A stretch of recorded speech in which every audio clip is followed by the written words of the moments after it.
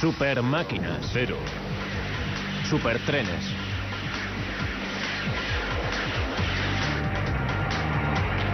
Rápidos, cómodos y fiables. Pero sobre todo los trenes son seguros. Aunque las cosas pueden ir mal. El peor accidente ferroviario de los Estados Unidos en los últimos 40 años ocurrió en 1993. Un supercrucero Amtrak descarriló y se precipitó a un río. 47 personas resultaron muertas. En Alemania, en 1998, 101 personas fallecieron cuando un tren expreso colisionó contra un puente a 200 kilómetros por hora.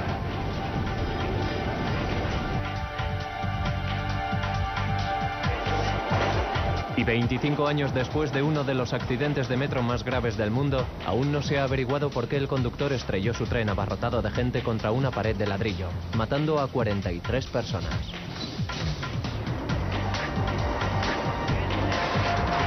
Las fuerzas implicadas en los choques de trenes son extremas. Los pasajeros tienen pocas probabilidades de escapar. Pero milagrosamente, algunos lo consiguen. Este es el condado de Mobile en Alabama, escenario de uno de los peores accidentes de trenes de la historia de América. Es una remota región de ríos y marismas. El sepulcral silencio de la zona solo se ve interrumpido por el ocasional paso de un tren.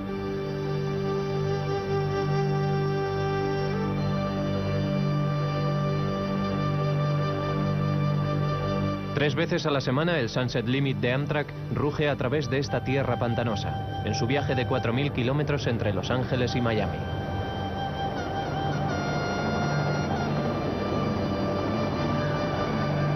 Pero una noche de septiembre de 1993, el Sunset Limit no llegó a Miami.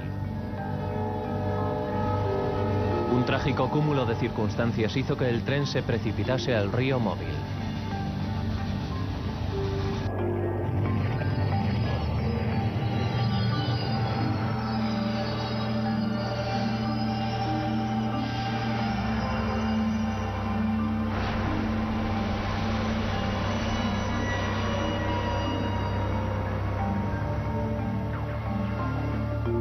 La ciudad de Mobile es un ajetreado puerto industrial. La carga del Golfo de México se transporta ya bien por tren o por barco. Potentes remolcadores empujan las enormes barcazas por el río día y noche.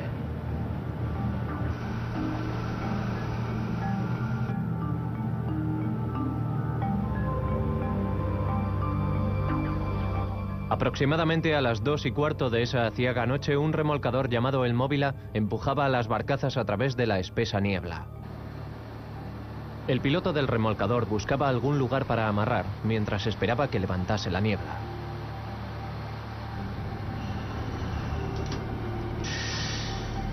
Al mismo tiempo, el Sunset Limit hacía su parada programada en la estación de Mobile. Pero su salida se demoró más de 30 minutos, ya que los trabajadores de mantenimiento tuvieron que arreglar un aseo estropeado en uno de los vagones. Este retraso sería fatal.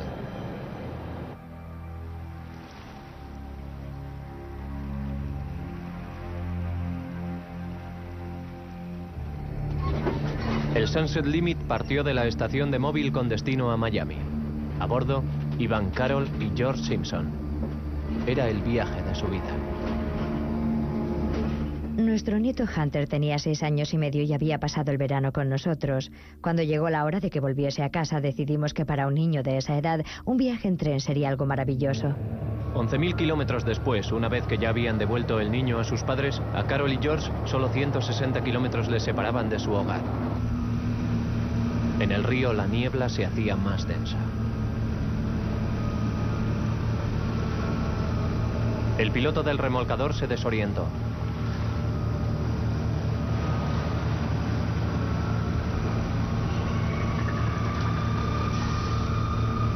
Sin saberlo, hizo un giro incorrecto y guió a las barcazas a un canal lateral.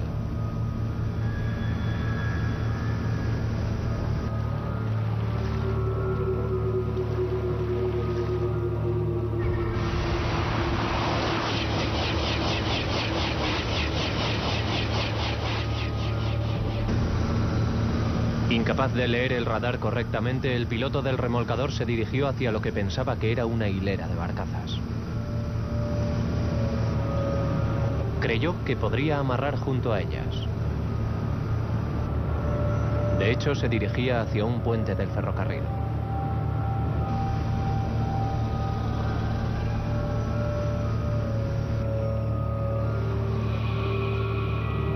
Las barcazas chocaron contra el puente.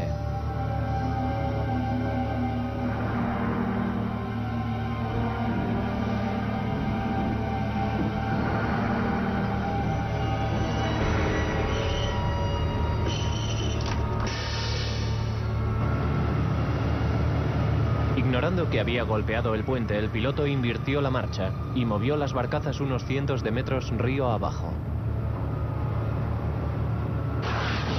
El Sunset Limit iba ahora a toda velocidad dirigiéndose hacia el puente. Carol y George Simpson estaban durmiendo en la última hora de viaje. Nos fuimos a dormir en algún lugar de Nueva Orleans y recuerdo haber pasado por varias ciudades pequeñas, pero en Mobile estaba profundamente dormida. Viajando a 115 kilómetros por hora, el tren llegó al puente a las 2:52 AM.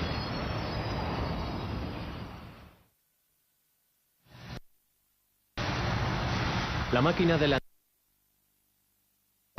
hundiéndose más de 13 metros, muriendo el ingeniero y los dos.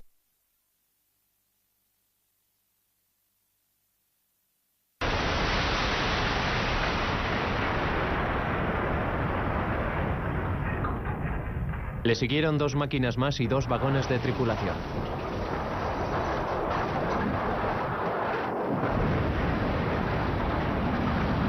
Después, 2 vagones de pasajeros se precipitaron al pantano.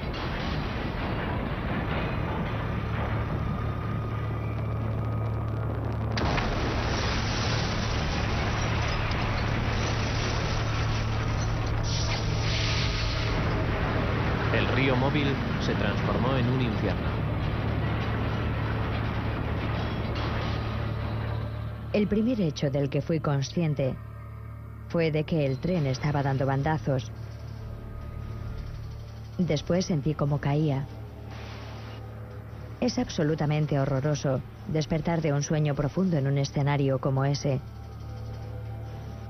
Vi cómo George salía catapultado por el aire a través del pasillo y después la más completa oscuridad. Yo repetía: George, George, ¿estás herido? Y por fin me contestó diciendo: tengo el brazo herido, pero estoy casi seguro de que estoy bien.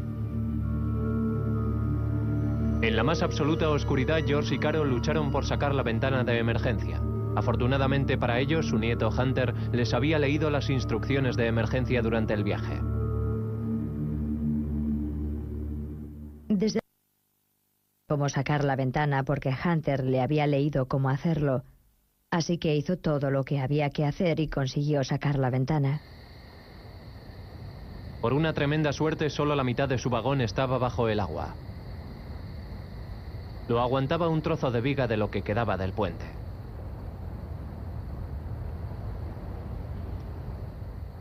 Creemos firmemente que si no hubiese sido por esa viga que atravesó el vagón, hubiésemos caído al agua y entonces no sé qué hubiese sido de nosotros.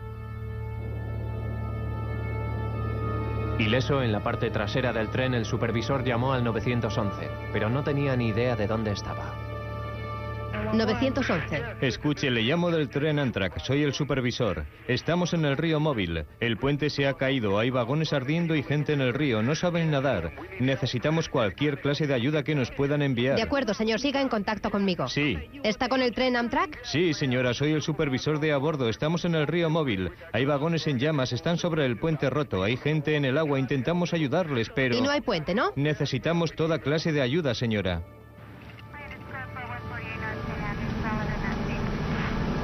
Larry Hearn, jefe de equipo de buceadores de la oficina del sheriff de Mobile, fue avisado inmediatamente.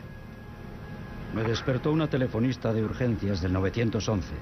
Me llamó sobre las 3:30 de la madrugada y me dijo que había habido un accidente de tren. Bien, ha descarrilado un tren. Hay gente en el agua. El tren está en llamas y dice que están en la boca del río Mobile. El operario había llamado desde un teléfono celular y no sabía dónde estaba sabía que había gente herida, sabía que había vagones en el agua, sabía que era muy probable que hubiese muertos. Había fuego y había niebla y había cieno y no sabía dónde estaba, pero estaba implorando ayuda, estaba buscando ayuda y ella estaba aquí ante un panel con los auriculares puestos, escuchando esto, y tenía una increíble cantidad de recursos en sus dedos, pero no sabía a dónde enviarlos. No está aquí. No, sé que no está ahí, pero sabe, dijo que era cerca. No, me dijo el pantano Sara. Demonios, el pantano Sara es mío. Entonces, ¿dónde está? Estaba escuchando todas las noticias de tráfico que podía. Cambiaba de canal en canal y escuchaba todo lo que podía sobre tráfico. Nadie tenía la certeza de dónde había ocurrido. Era en alguna parte de una zona remota de los pantanos. Sin ayuda a la vista, Carol y George decidieron salir nadando. Nadé hacia los raíles que estaban a la vista para esperar por George. Ese fue uno de los peores momentos. Cuando miré hacia atrás vi que todas las máquinas estaban en llamas, que había explosiones y que en el tren había gente quemándose. Cuando George nadaba hacia Carol, sufrió un ataque cardíaco. Pero Carol se las arregló para arrastrarle hasta el techo de un vagón de pasajeros hundido. Tenía la completa seguridad de que el vagón sobre el que estaba era una tumba. Sabía que la gente estaba muerta en ese vagón y era muy consciente de que la muerte me rodeaba.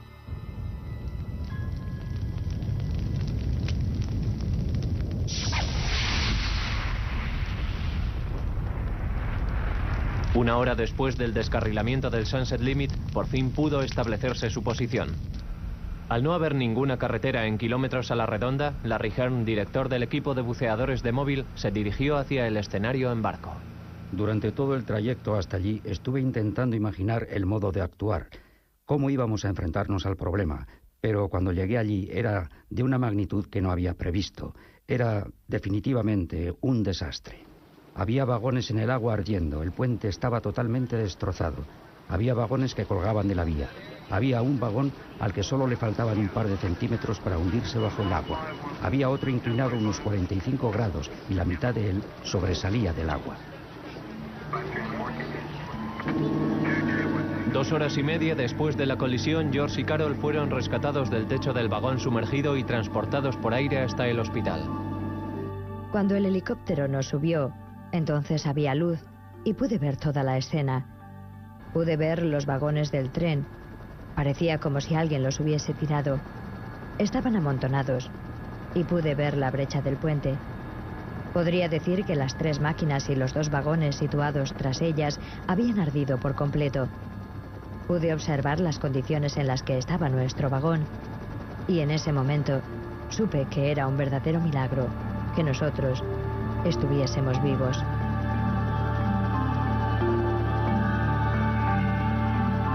El accidente se cobró 47 vidas. El macabro trabajo de Larry Hearn consistió en recuperar los cuerpos de los vagones sumergidos.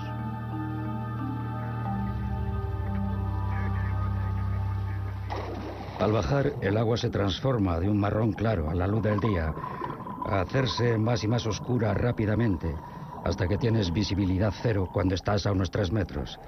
Y me di cuenta, cuando subíamos a la gente, que al aproximarte a la superficie podías verlos. Y eso fue otra forma de enfrentarse a ello, personalmente. Ver a esas personas. Al final fueron 47 muertos, y cuando piensas en las vidas que se ven afectadas por esas 47 personas, te das cuenta de que se podría llenar un estadio muy grande con las víctimas reales, porque los muertos no son las víctimas, sino la gente que dejan atrás.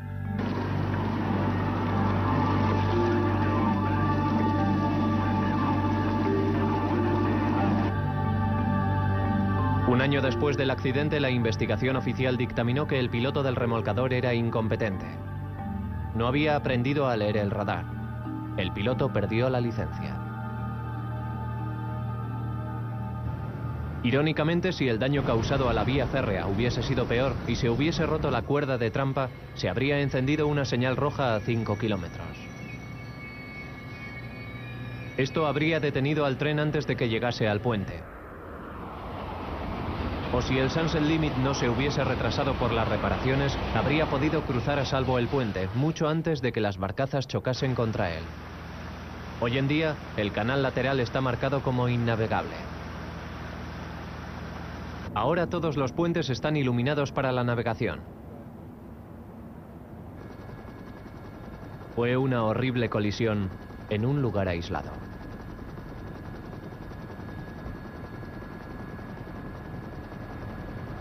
Actualmente los ferrocarriles están entrando en una nueva era tecnológica. Se están haciendo más rápidos.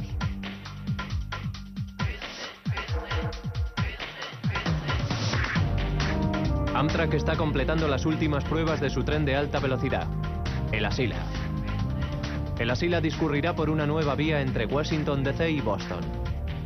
Por primera vez en América, los pasajeros disfrutarán de viajes en tren a velocidades de hasta 240 kilómetros por hora. Pronto, los trenes se convertirán en serios competidores de los aviones. ¿Pero serán seguros? Los primeros trenes de alta velocidad del mundo se construyeron en Japón.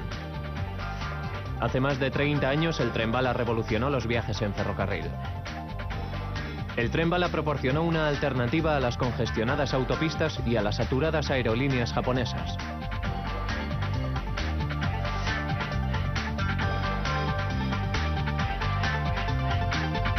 Transita por sus propias vías a velocidades de más de 200 kilómetros por hora. Hasta la fecha, el tren bala ostenta un impecable récord de seguridad con 0 siniestros. Durante años, este tren fue el más rápido del mundo. Pero ahora hay trenes que pueden ir mucho más veloces.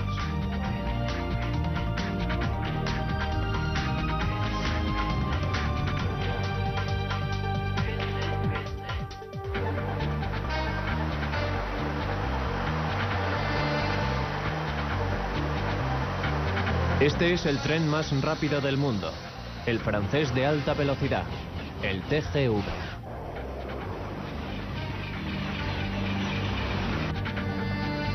En mayo de 1990, la Compañía Nacional de Ferrocarriles Francesa, SNCF, llevó al TGV hasta sus límites.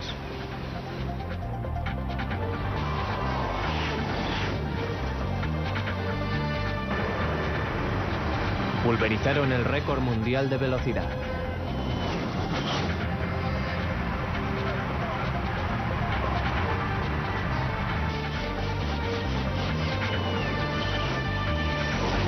El TGV alcanzó unos increíbles 515 kilómetros por hora.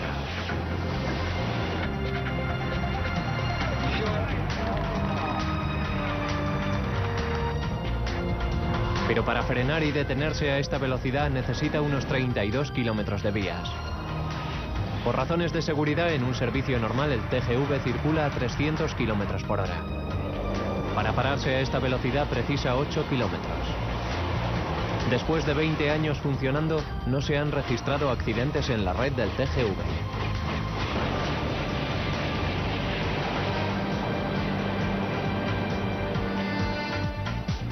Llevar un sistema a velocidades tan altas y evitar siniestros requiere importantes inversiones. El TGV circula sobre vías especialmente construidas. Los raíles son mucho más rectos que las vías convencionales. El TGV descarrilaría en las curvas de una vía normal.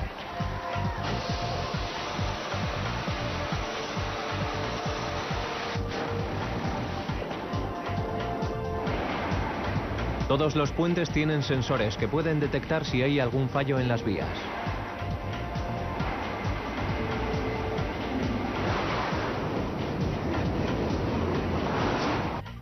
Todos los viajes del TGV son monitorizados por un control central. Los controladores saben en todo momento dónde está cada tren.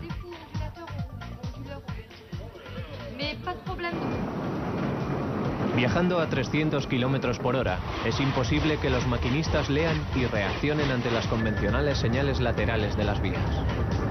A esta velocidad, 1 kilómetro lleva menos de 15 segundos. En vez de eso, un ordenador a bordo recibe información de una corriente eléctrica de las vías. Si el maquinista va por encima del límite de velocidad, los frenos de emergencia actúan automáticamente. El maquinista podría conducir el TGV sin siquiera tener que mirar por la ventana. Si el ordenador advierte alguna irregularidad en las señales vitales, tal como el indicador de velocidad, los frenos de emergencia detendrían automáticamente el tren. El sistema está diseñado a prueba de fallos.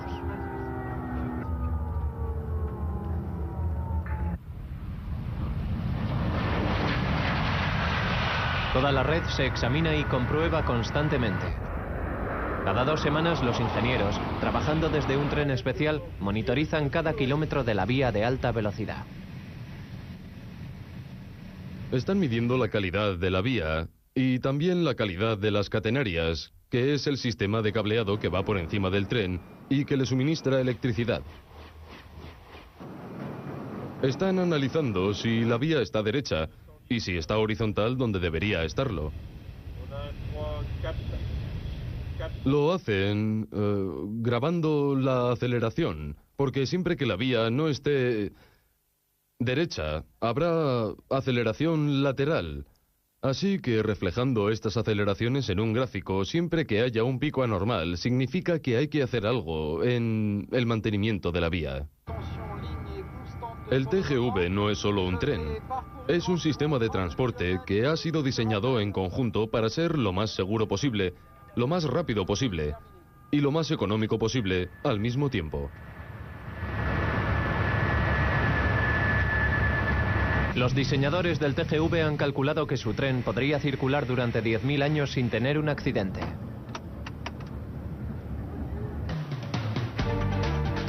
Al récord de seguridad del TGV francés solo le hace frente el tren bala japonés. Una razón importante por su tasa de siniestralidad cero es que estos sistemas no han tenido nunca un fallo mecánico.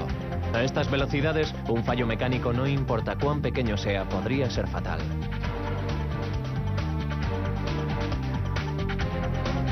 Este es el Expreso Interciudades alemán, el tren ICE. También tenía un perfecto historial de seguridad hasta el verano de 1998. Estos trenes han cubierto cientos de miles de kilómetros y han llevado decenas de millares de pasajeros.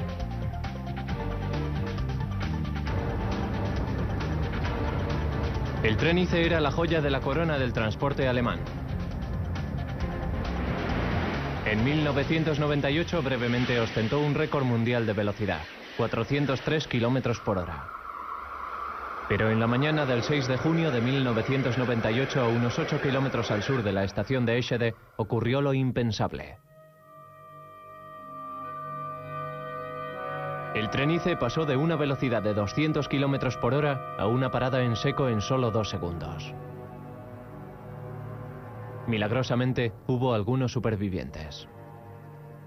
Yo iba a Hamburgo en viaje de negocios y fui hasta la estación de ferrocarril en tren, y allí cogí un tren de enlace. El problema fue que este tren de enlace se retrasó unos 20 minutos. Intentando ganar el tiempo perdido, el tren de cercanía se apresuró para enlazar con el tren ICE en la estación de Gersburg.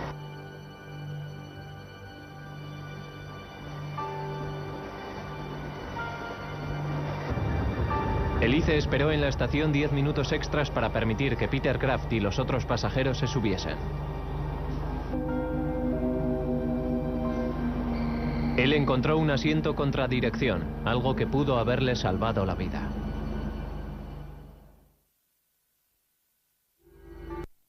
A 160 kilómetros de Hamburgo, la fatalidad golpeó al ICE.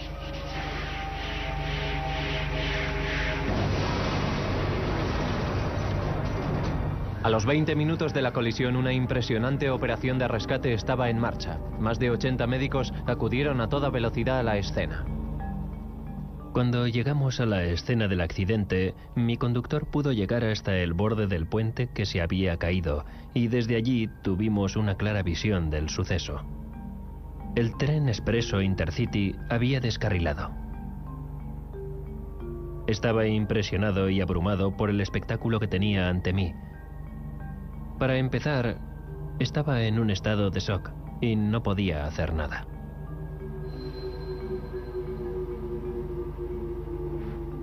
Primero tienes que procesar esa clase de visión, y yo no estaba preparado para una escena así. En esta situación era extraordinariamente difícil porque el tren se había desmoronado, especialmente la sección que estaba cerca del puente. En otras palabras, los vagones estaban encajados unos en otros. Y surgió otro problema por la forma en que están construidos estos trenes, que hace virtualmente imposible el acceso a través de ventanas laterales o partes del techo.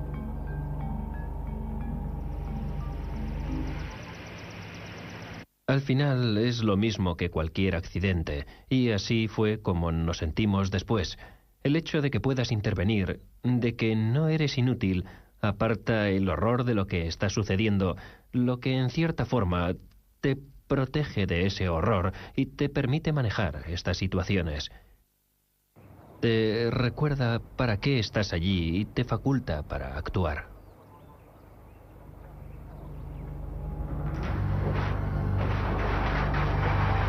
Murieron 110 personas. Fue el peor accidente de Alemania en 50 años.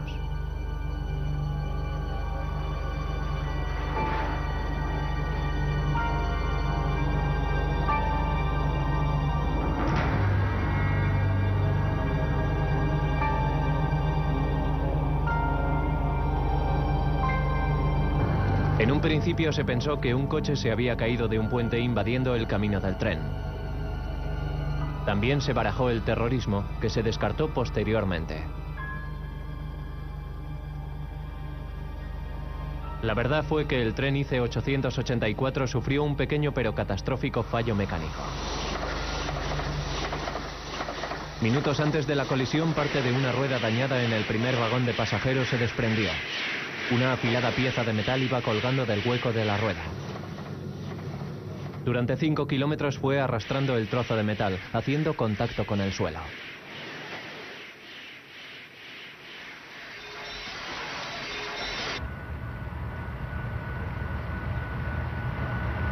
Cuando el tren cruzó por unas agujas, la pieza de metal se enganchó en ellas y las arrancó. Justo al pasarlas estaba el puente. La máquina motriz y los 3 primeros vagones pasaron bajo este, pero el cuarto vagón descarriló y golpeó uno de sus pilares. El quinto vagón fue seccionado a la mitad cuando se derrumbó el puente. Los 6 vagones restantes aún estaban siendo empujados por una máquina en la parte de atrás. Aunque los frenos de emergencia se habían activado automáticamente, el maquinista era totalmente inconsciente de la carnicería que había tras él, hasta que su máquina se detuvo a 8 kilómetros de distancia.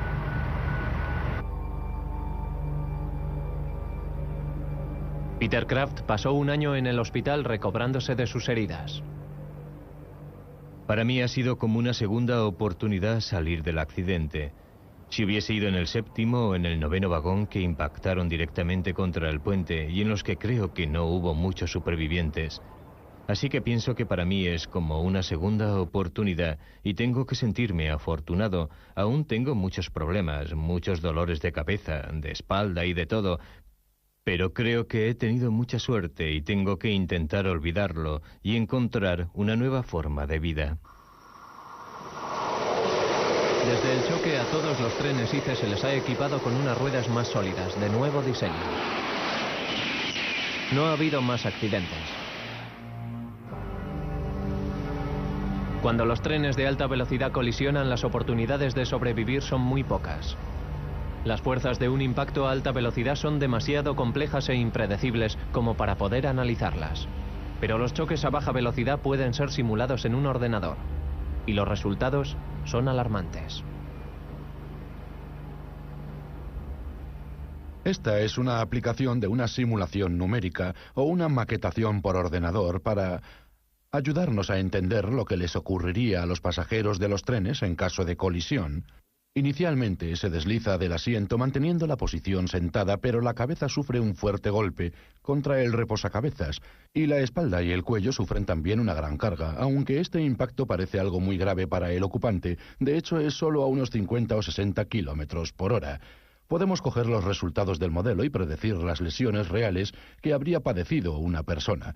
Esta información puede utilizarse para modificar el diseño del asiento y, potencialmente, de otros equipamientos interiores para minimizar las lesiones de los ocupantes. Los asientos contra dirección son más seguros que los que van a favor. Los pasajeros que miran hacia adelante típicamente sufren lesiones de cabeza, cuello y columna mucho más graves. Al ir contra dirección, el pasajero se ve empujado contra el asiento en vez de salir despedido por el vagón. Pero la mayoría de la gente prefiere ir mirando hacia adelante. Aún así, los trenes más recientes tienen más asientos contra dirección.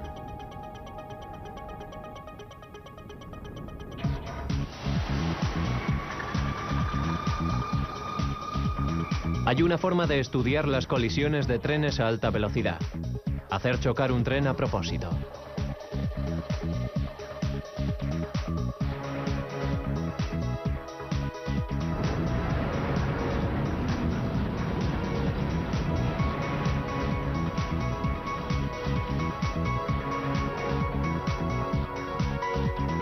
Hace 100 años había gente que hacía chocar trenes ante espectadores que pagaban.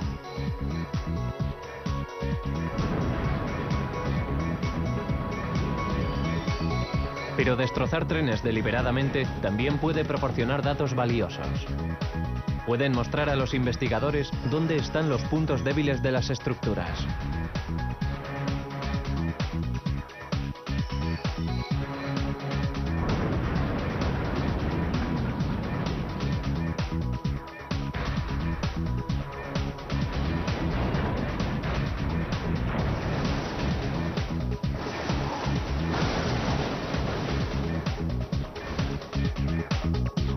Después de analizar una serie de pruebas de colisiones, la compañía francesa de ferrocarriles SNCF ha construido una zona de deformación absorbente de casi 1 metro en los vagones del TGV para amortiguar parte del impacto en una gran colisión.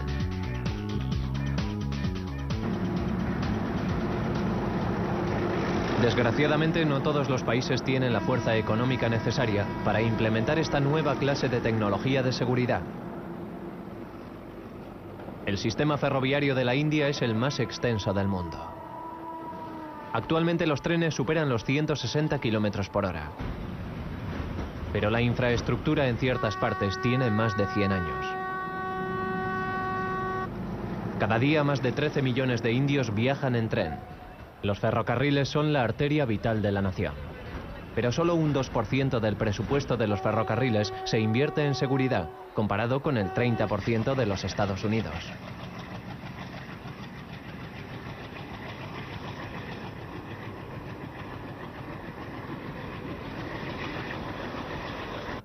En agosto de 1999, a 160 kilómetros al oeste de Calcuta, se produjo uno de los peores accidentes de tren del mundo.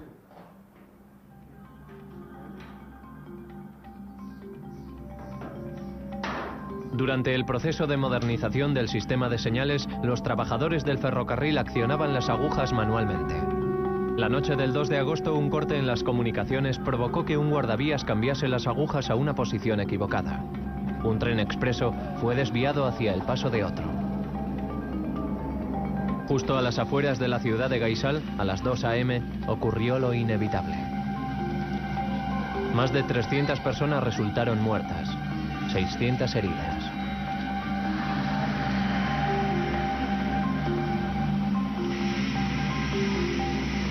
Con una infradotación crónica, trenes peligrosamente sobrecargados y un personal ferroviario inadecuadamente preparado habían llevado al accidente. Pero hay algunos accidentes en los que la causa real nunca se ha descubierto.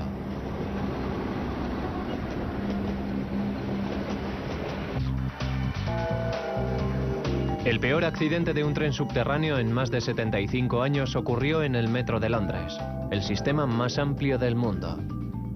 La causa del siniestro aún sigue siendo un absoluto misterio. Bueno, creo que fue el accidente más difícil, más increíble que se nos ha presentado. No hay ninguna explicación razonable, excepto que algo le haya ocurrido al conductor. Pero hoy por hoy no creo que jamás podamos averiguar qué pasó. La mañana del 28 de febrero de 1975, en la estación de Moorgate, un conductor colisionó su tren directamente contra una pared de ladrillo. 43 personas resultaron muertas.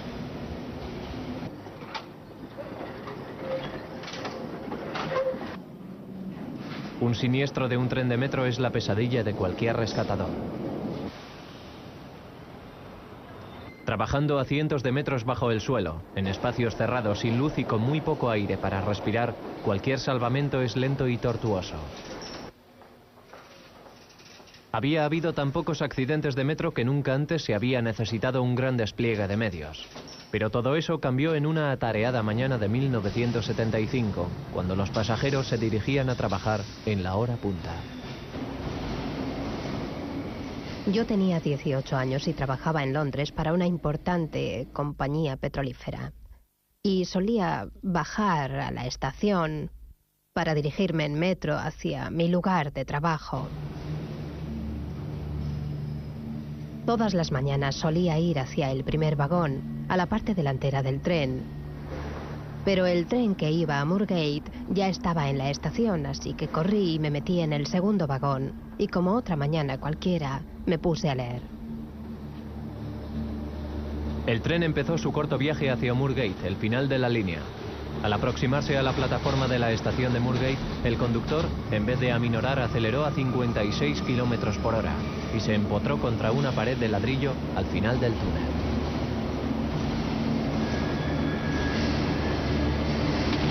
El tren golpeó la pared con tal fuerza que los 3 vagones delanteros se comprimieron a menos de su longitud normal. Angela O'Reilly estaba en el segundo vagón. Era presa del pánico y la oscuridad era absoluta, así que en realidad no veía lo que sucedía a mi alrededor. Todo lo que sé es que me ayudó un hombre y podía oír los gritos y gemidos. Y lo que no consigo borrar de la mente es una mujer que gritaba encima de mí. Después averigüé que era del tercer vagón, que estaba encima del segundo, y más tarde me enteré de que había muerto. El primer médico que llegó al escenario fue un hombre de 25 años que trabajaba en un hospital cercano. Acababa de llegar al trabajo. Era un poco antes de las 9 de la mañana.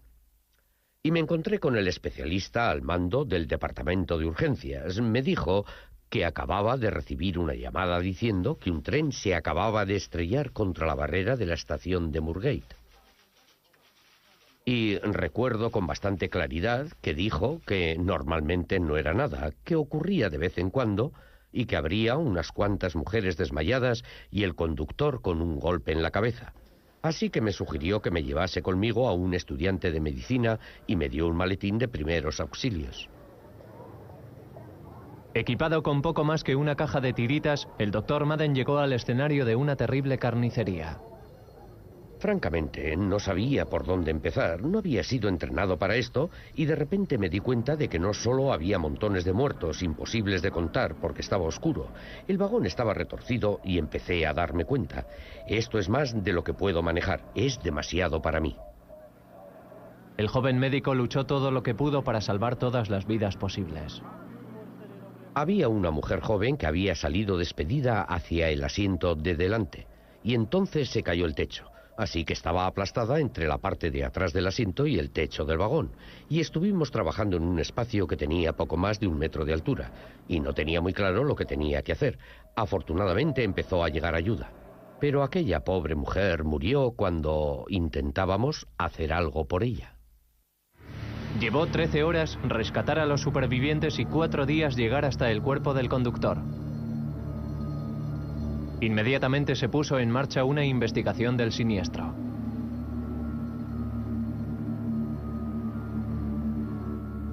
Pronto descartamos cualquier posibilidad de que el equipamiento de señales o la vía estuviesen defectuosos y llevamos a cabo una minuciosa investigación del tren y de los sistemas del tren. Se examinaron los frenos del tren, pero funcionaban a la perfección. Por alguna razón, el conductor no los había usado.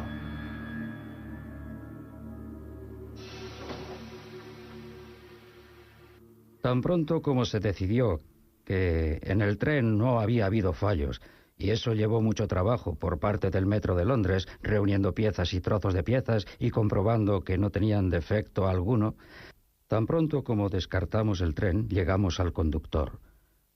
Te encuentras con un ser humano, y los seres humanos pueden hacer toda clase de cosas extrañas.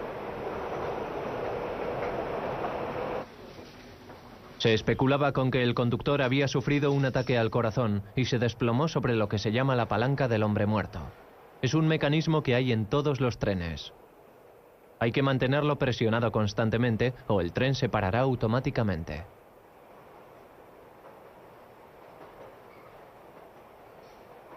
Pero testigos que había en la plataforma dijeron que el conductor iba erguido cuando el tren entró en la estación de Moorgate. También se descartó el suicidio.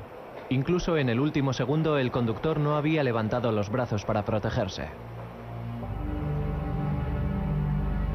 Los rayos X probaron que sus manos aún estaban en los controles en el momento del impacto. Las teorías más recientes apuntan a que el conductor se quedó hipnotizado con los túneles y se desorientó, o que pudo haberse confundido, y pensó que en realidad estaba a punto de pasar por una estación vacía que estaba cerrada.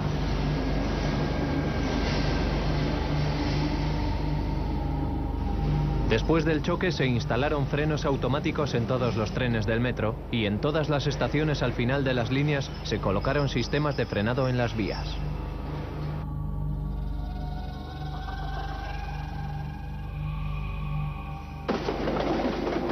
Hasta la fecha no se han registrado más accidentes en el metro de Londres.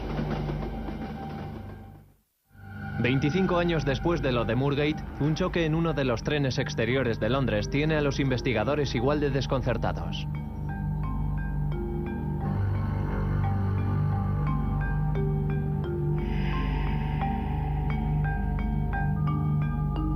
El 5 de octubre de 1999, un tren de cercanías se saltó un semáforo en rojo, cruzándose con un tren expreso muy cerca de la estación de Paddington. Los dos trenes colisionaron. 31 personas resultaron muertas. Por ahora nadie sabe por qué el conductor del tren de cercanías pasó un semáforo en rojo. Es muy raro que un conductor haga algo tan arriesgado como saltarse un semáforo en rojo sin ningún motivo, porque después de todo, como alguien dijo, él es el primero en llegar a la colisión, y a nadie le gustaría estar en esa posición. Actualmente los investigadores barajan diversas teorías sobre la causa del accidente. El sistema de alarma de audio de a bordo del tren de cercanías podía estar averiado. El conductor tal vez pensó que pasaba con la luz en verde cuando en realidad estaba roja. Podría haber sido también que el conductor del tren de cercanías no hubiese visto la señal porque estuviese mal colocada. También se han cuestionado la experiencia y cualificación del conductor.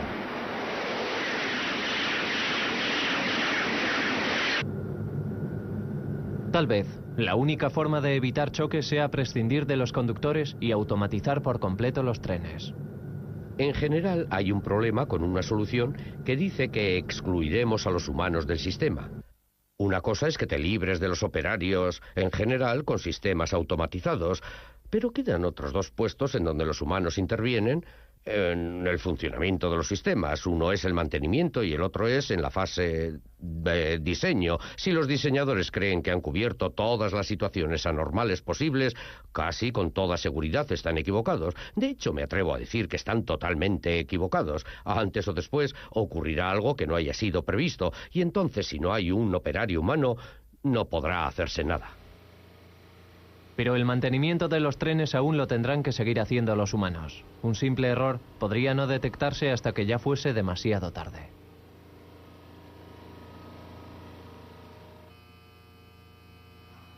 A medida que los trenes se hagan más rápidos, los conductores tendrán que estar más alerta.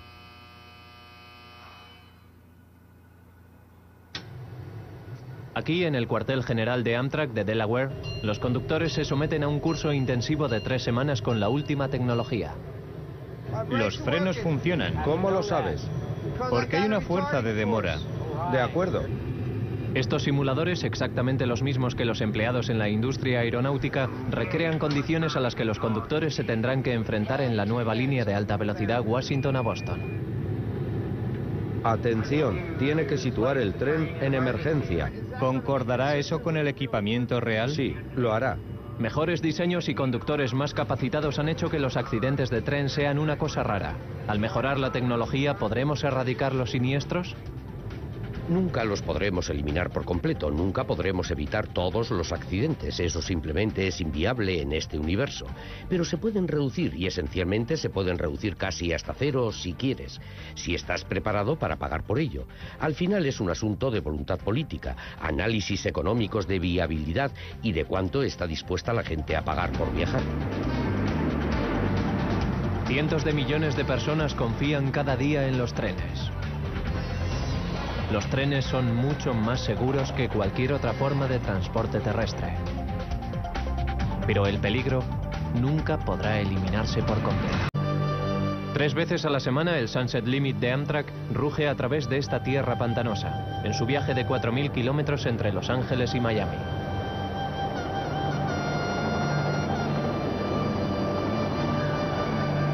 Pero una noche de septiembre de 1993, el Sunset Limit no llegó a Miami. Un trágico cúmulo de circunstancias hizo que el tren se precipitase al río Mobile.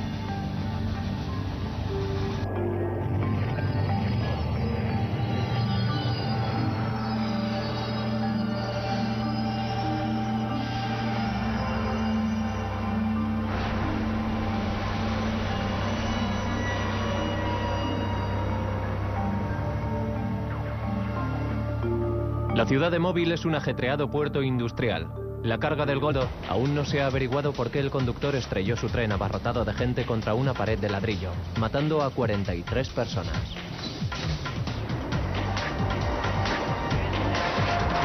Las fuerzas implicadas en los choques de trenes son extremas.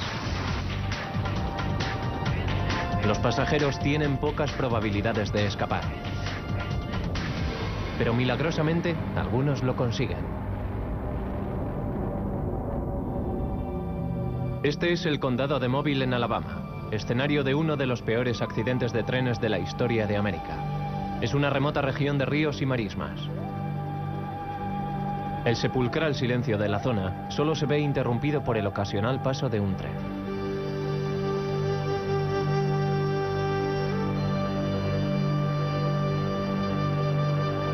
El Golfo de México se transporta ya bien por tren o por barco. Potentes remolcadores empujan las enormes barcazas por el río día y noche.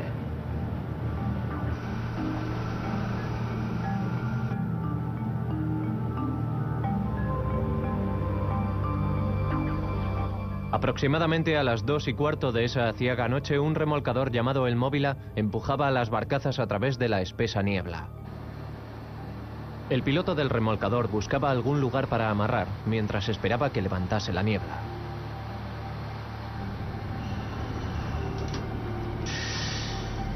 Al mismo tiempo, el Sunset Limit hacía su parada programada en la estación de Mobile, pero su salida se demoró más de 30 minutos, ya que los trabajadores de mantenimiento tuvieron que arreglar un aseo estropeado en uno de los vagones. Este retraso sería fatal.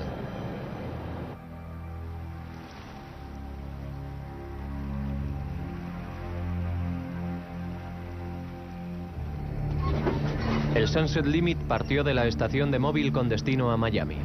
A bordo iban Carol y George Simpson. Era el viaje de su vida.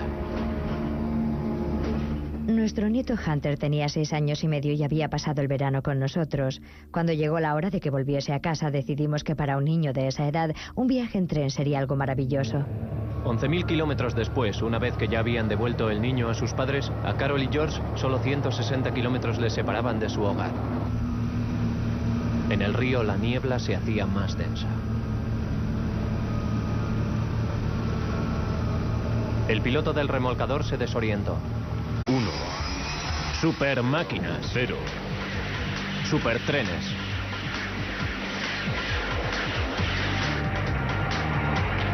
Rápidos, cómodos y fiables. Pero sobre todo los trenes son seguros. Aunque las cosas pueden ir mal. El peor accidente ferroviario de los Estados Unidos en los últimos 40 años ocurrió en 1993. Un supercrucero Amtrak descarriló y se precipitó a un río. 47 personas resultaron muertas. En Alemania, en 1998, 101 personas fallecieron cuando un tren expreso colisionó contra un puente a 200 kilómetros por hora.